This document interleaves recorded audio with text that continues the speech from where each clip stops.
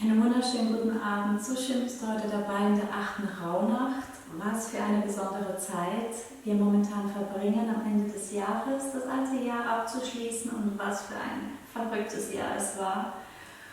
Und uns nochmal schön zu säubern, körperlich wie geistig, um mit freien Händen und freiem Geist und mit Klarheit und Struktur im neuen Jahr anzukommen. Ich persönlich zelebriere die Rauhnächte mit einem Räucherritual. Da gibt es verschiedene Mischungen. Du kannst auch selber deine eigene Mischung machen. Bei mir ist meistens noch etwas Weihrauch dabei oder Salbei. Beziehungsweise den Salbei nutze ich eher, um auch meine Räume auszuräuchern. Auch dafür sind diese Nächte, die Rauhnächte, wunderbar geeignet.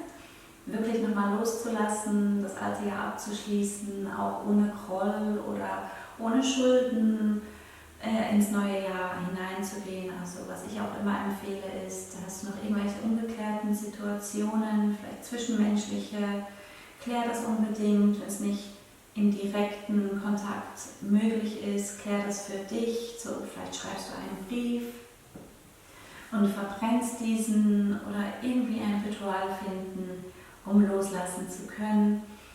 Man sagt auch, dass die Rauhnächte kommen ja von den Heiden, das war auch schon lange Zeit vor uns, wurden diese Rauhnächte zelebriert. Und zwar geht es darum, dass ja die Nächte länger sind, die Tage kürzer, die Zeit des Dunklen näher an uns dran ist und auch, dass die Tore mehr zur Unendlichkeit bzw. zum Kosmos geöffnet sind, so wie ich es nenne, vielleicht auch das Universum oder die spirituelle, die geistige Welt näher ist als sonst im Jahr. Und auch hier nochmal die Gelegenheit nutzen, wirklich unsere Dämonen weggehen zu lassen, sodass wir mit freien Händen, wie man so schön in der heutigen Welt sagt, ins neue Jahr schreiten kann. Dafür zelebriere ich nicht nur das Räucherwerk, sondern was ich auch immer ganz speziell mache, schon seit Jahren, ich stelle mir in jeder Nacht zum gewissen Thema oder zum expliziten Thema Fragen. Zum einen sind das die 4 Fragen, die auf den Monat zurückgreifen. Wir haben heute die 8. Rauhnacht, das ist Silvesternacht. Der 8. Monat des vergangenen Jahres war der August und da fange ich doch gleich an. Du kannst dir, zuerst muss ich auch noch sagen, du kannst dir jede Frage aufschreiben, sodass du sie später für dich machen kannst in deiner Meditation. Doch ich werde sie am Ende dieses Videos, lade ich dich noch ein, in eine 20- bis 30-minütige Meditation zu kommen, wo ich auch all diese Fragen nochmal stelle, sodass wir da wirklich in Ruhe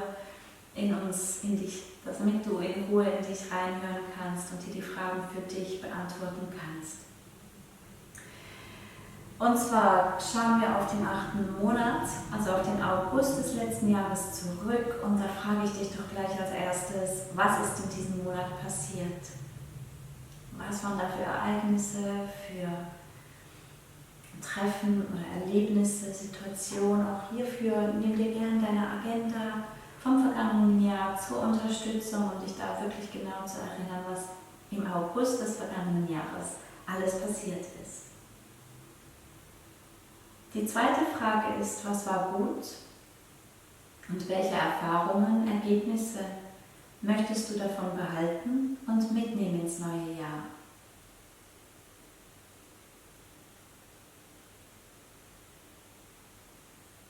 Die dritte Frage zum August des letzten Jahres, was für Hindernisse habe ich in diesem Monat erfahren? Was für Hindernisse und Überwindungen musstest du im August des vergangenen Jahres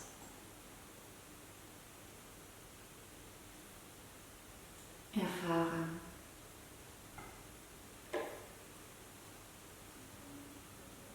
Und die letzte Frage, was soll im neuen Jahr, was soll im August des neuen Jahres anders sein als im August des vergangenen Jahres?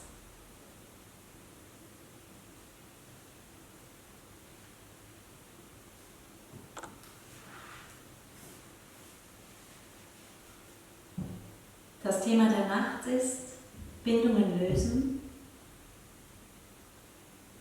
sich innerlich aussöhnen. Wie ich gerade gesagt habe, vielleicht ist es im realen Leben nicht möglich, da schon zu viel Porzellan zerschlagen wurde und die Fronten verhärtet sind. Doch in deinem Inneren solltest du einen Schlussstrich ziehen und frage dich deshalb, angenommen, hinter der Begegnung mit diesem oder jenen Menschen steckt eine gute Absicht des Lebens. Welche könnte das sein?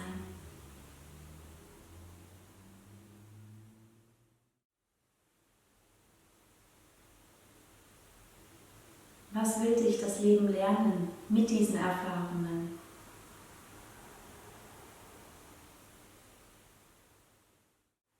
Und wenn du wirklich im Groll bist mit einer Person, versuche auch hier vielleicht das Positive zu sehen und so eigentlich das Gute im Schlechten zu sehen, beziehungsweise die Lektüre, die Lektion zu verstehen, die du da gemacht hast, vielleicht mit Bravour gemeistert hast, vielleicht auch nicht.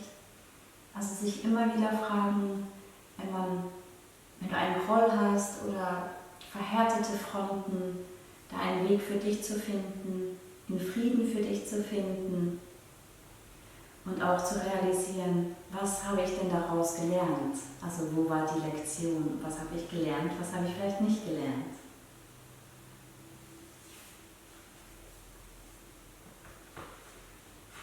Das ist die Meditation für die Silvesternacht.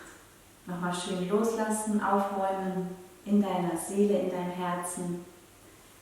Jetzt geht es weiter mit der Räucheranleitung und danach in eine gemeinsame Rauhnachtsmeditation.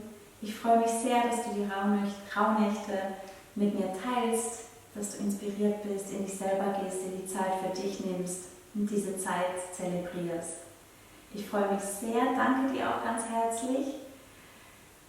Falls du meine Arbeit wertschätzen möchtest, danke ich dir ganz herzlich fürs Abonnieren von meinem Kanal, fürs Teilen, fürs Weitersagen. Empfehle mich ruhig gerne weiter. Ich danke dir ganz herzlich. Bis gleich. Deine Juli, The Golden Drop, die Achtsamkeitsschule in Zürich. Anleitung Rauhnachtritual Räuchern. Ein Kalender des vergangenen Jahres kann sehr hilfreich sein, zurückzublicken, was genau in welchem Monat passiert ist, wo die Ereignisse, Erlebnisse oder Begegnungen stattgefunden haben. Also lege dir deinen Kalender mit bereit. Ich persönlich verwende ein Rauhnacht-Tagebuch. Es ist wunderbar, wenn du dies über mehrere Jahre machst, rückzublicken können, was sich da alles entwickelt hat, wie du dich weiter und dein Leben sich weiterentwickelt hat. Ein Feuerzeug ist natürlich benötigt, um die Kohle zu entzünden. Du brauchst einen Löffel, dein Räucherwerk, deine Kräuter-Rauhnacht-Mischung, deine Kräuter-Räuchermischung. Es gibt ganz viele verschiedene Mischungen. Da kannst du dich im Internet oder in Büchern schlau machen. In meiner Mischung ist meistens etwas Weihrauch dabei, Wacholder, Myrte, Myrrhe und noch viele weitere. Aber lass dich da selbst inspirieren und fühle heraus, welche Mischung für dich das genau Richtige ist. Du brauchst eine Räucherschale, eine hitzebeständige Schale. In diesem Falle ist sie aus Ton. Achte darauf, dass sie Füßchen hat, da die Schale während des Räucherns ziemlich warm werden kann. Es gibt verschiedene Größen und Dicken von Kohle. Kohle kannst du in einem esoterischen Shop kaufen, aber auch bei einem Tabakhändler. Bei dem Tabakhändler ist es wohl ein bisschen günstiger. Es gibt verschiedene Dicken, da kannst du selber entscheiden, wie lange du räuchern möchtest. Je größer die Kohle, je länger kannst du räuchern. Was aber auch zu beachten ist, je kleiner, je schwieriger das Räucherwerk wirklich auf der Kohle sauber zu platzieren. Ich empfehle dir zu achten, dass deine Kohle eine leichte Kerbe hat, sodass das Räucherwerk hier einfach zu platzieren ist. Hitzebeständiger Sand darf natürlich nicht fehlen. Der hält die Hitze der Kohle von der Schale ab und macht das Ganze sicher.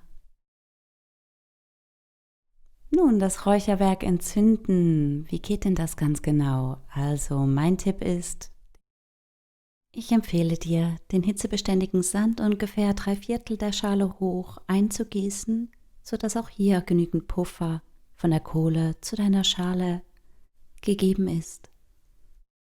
Achte darauf, dass zwischen der Schale und der Kohle genügend Platz bleibt, nicht nur um die Wärme zu dämmen, sondern auch darum, um deine verbrauchte, verbrannte Kräutermischung auf die Seite schieben zu können, um einen neuen Aufguss zu machen. Beim Entzünden der Kohle achte darauf, am Anfang funkt sie ziemlich, vielleicht hier wirklich über deiner Räucherschale bleiben.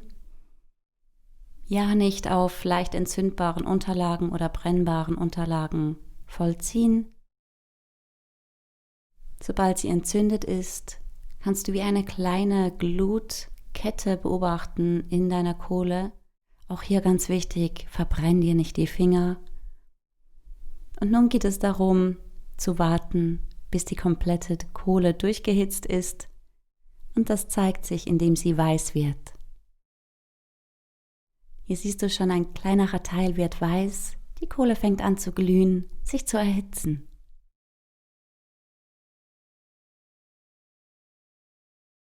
Und sobald die Kohle komplett durchgehitzt ist und überall weiß, wird es Zeit, mit dem Räuchern zu beginnen. Achte immer darauf, dass du nicht zu viel und nicht zu wenig deines Räucherwerkes auf die Glut legst. So ein bisschen in der Mitte, ein kleines Häufelchen ist ideal. Und auch sobald du deinen ersten Guss darauf gelegt hast, nicht mehr darin rumstochern oder nachschieben, sondern diesen Guss für diesen Moment ziehen lassen.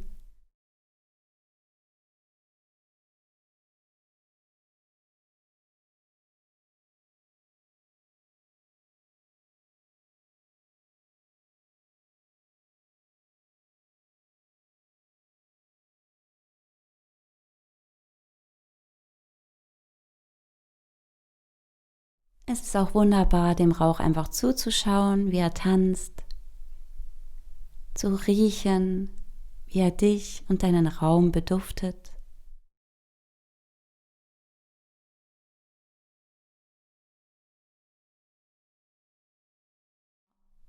Ganz wichtig, mit dem zweiten Aufguss erst beginnen, sobald überhaupt kein Rauch mehr aufgestiegen ist und die komplette Räucherware verbrannt ist.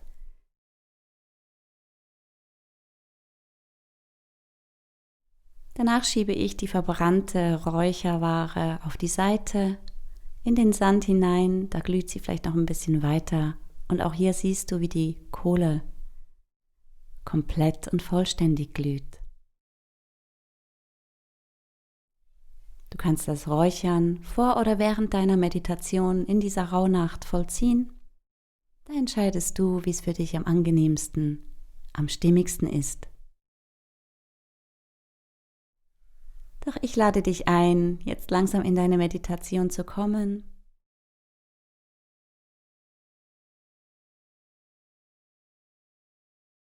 Rauhnacht-Meditation. 8. Rauhnacht. Das Thema Bindungen lösen. Bindungen lösen heißt auch sich innerlich aussöhnen. Vielleicht ist es im realen Leben nicht möglich, da schon zu viel Porzellan zerschlagen wurde und die Fronten verhärtet sind. Doch in deinem Inneren solltest du einen Schlussstrich ziehen. Frage dich nun, angenommen, hinter der Begegnung mit dieser oder jenen Person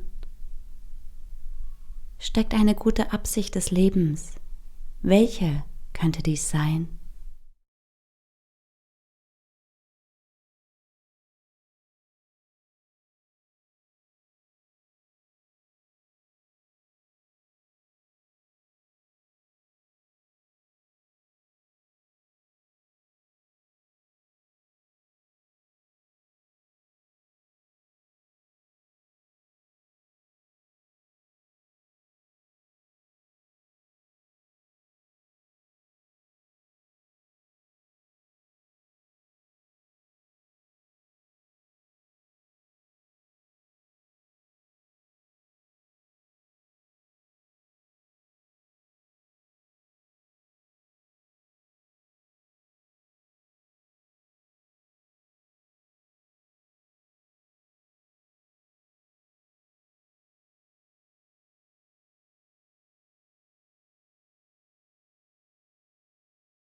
Was will mich das Leben lernen?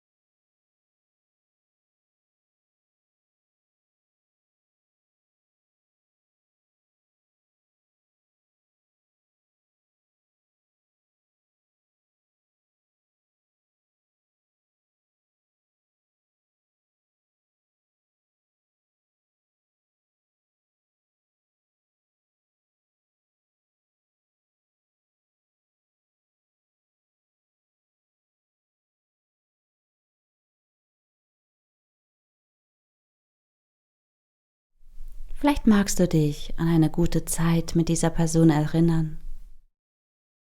So schaffst du einen Abschied ohne Groll.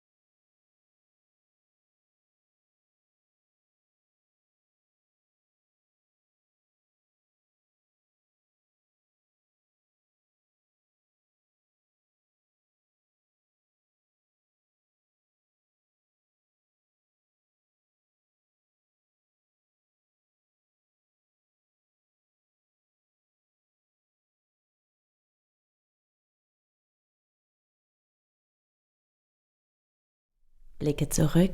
Was war im August des vergangenen Jahres? Was ist da alles passiert? Welche Ereignisse? Vielleicht auch Veränderungen, Begegnungen hast du da erlebt?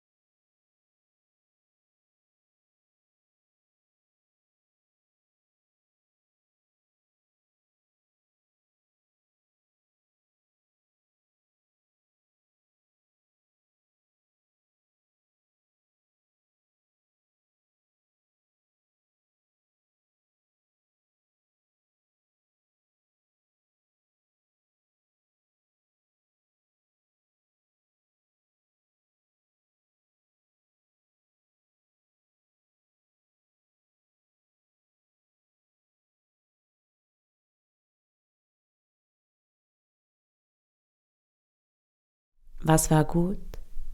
Und welche Erfahrungen, Ergebnisse möchte ich davon behalten und ins neue Jahr mitnehmen?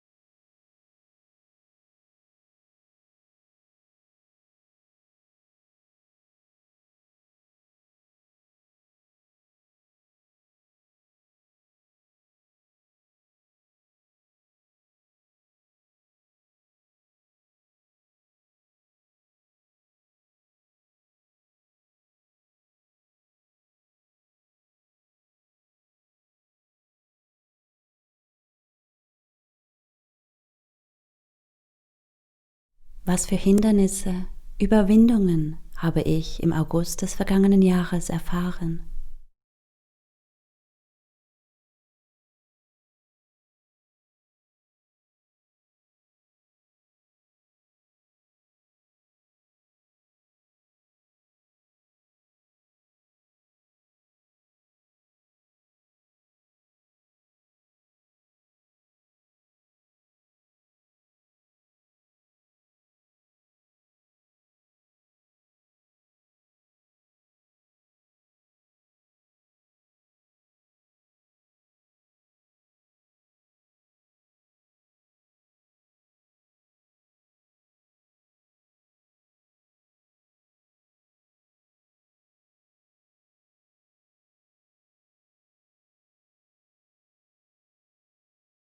Was soll im August des neuen Jahres anders sein als im August des vergangenen?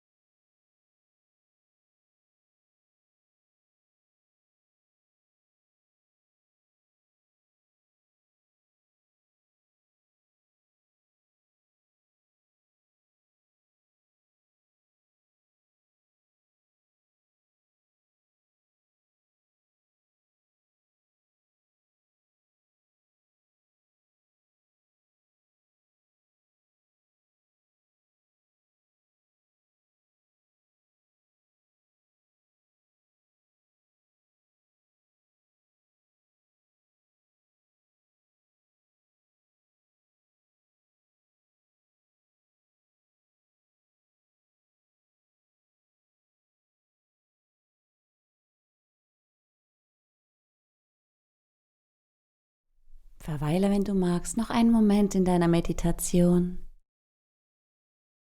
Ich verabschiede mich und lade dich ein, dich bei dir selbst, bei deinem Leben, bei deinem höheren Ich, bei dem Universum oder dem Kosmos, deinem Geistesführer, wo auch immer du deinen Dank hinrichten möchtest, zu bedanken.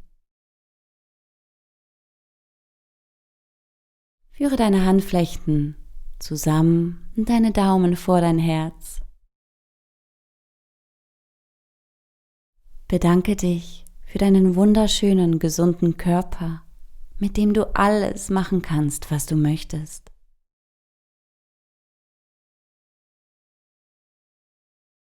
Bedanke dich für deinen gesunden und klaren Geist, mit dem du bewusste Entscheidungen fällst und die Konsequenzen abwiegen kannst.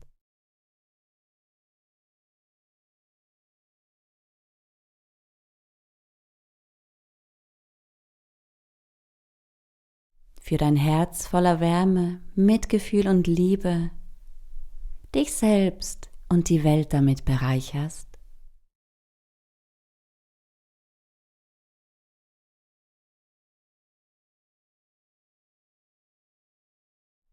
Und danke für dein wunderbares Leben in Reichtum und Fülle, voller Möglichkeiten, Geborgenheit und Sicherheit.